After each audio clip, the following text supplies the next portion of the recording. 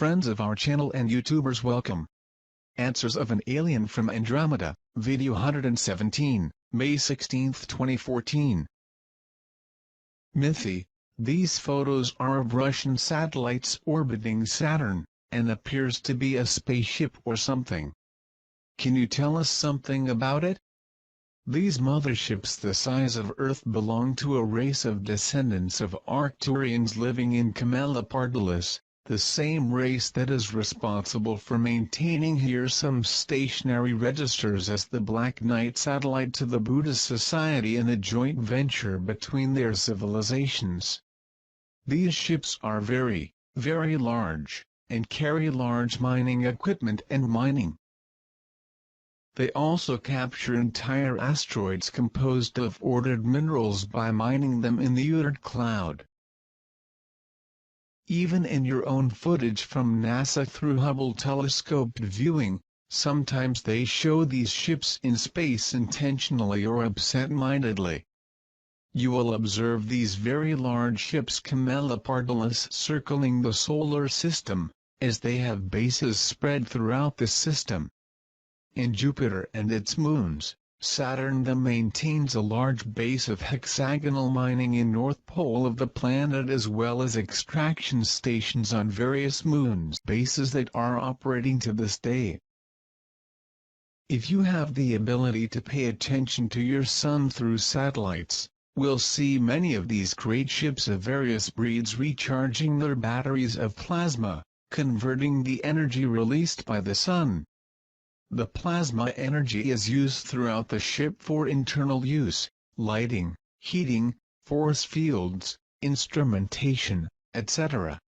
For navigation, the unipolar magnetic fields are generated by antimatter in most current conceptions of technology to build spaceships, to be a stable source and does not need to recharge during the lifetime of the ship.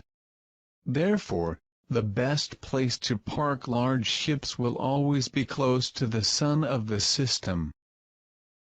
Mythy, we have this footage of a Russian rocket carrying a communication satellite that was shot down by a probe type a few days ago. Can you shed some light on it? The rocket was damaged by a Pleiadian probe for one reason. Was not only leading communications satellite. Probes only overthrow the rocket if it were carrying nuclear warheads in the load. That is something was not revealed to you in the story. I have said and I repeat, the Pleiadians will not allow atomic destruction weapons and will destroy all that is being released with them. The probes are hundreds of times faster than any missile you can produce, so there is no escape. There will be no other chance of them even explode atomic missiles in Van Allen belt or surreptitiously send another missile against lunar bases as they did years ago. If you do not know, I will also inform you that they tried to overthrow the Black Knight satellite with 2 missiles that were intercepted before reaching the target. As this failed, the crew of Columbia then tried to install explosives to disrupt the satellite and bring it down in Antarctica as I told you before, and Columbia has been deactivated by the probes in 2003 by way of final warning. 1st of February 2003, Columbia began its descent back to Earth.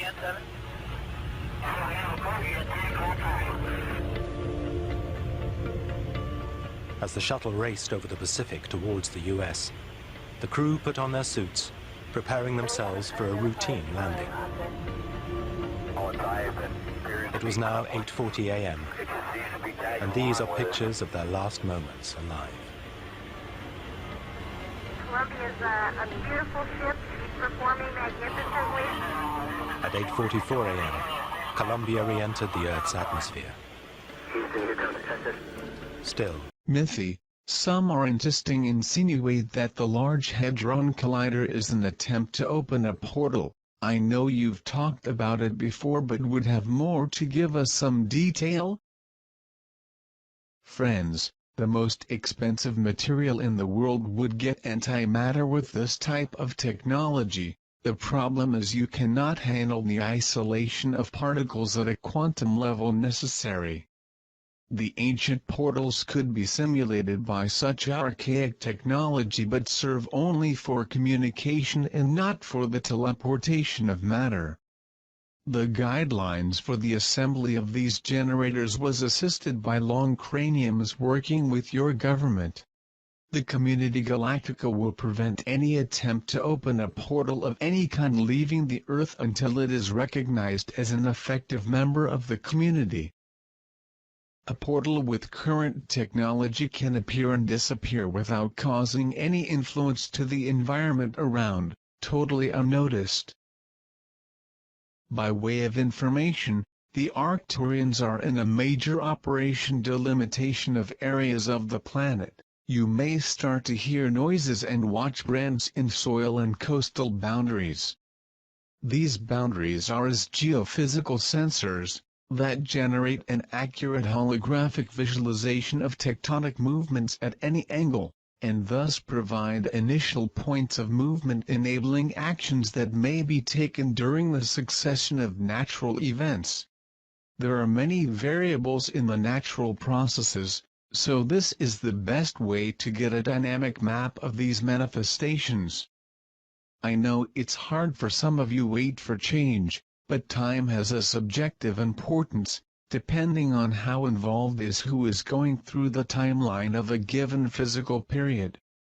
Nothing like a day after another to pass the events on the right time for all of us. Be with the light and peace, my friends.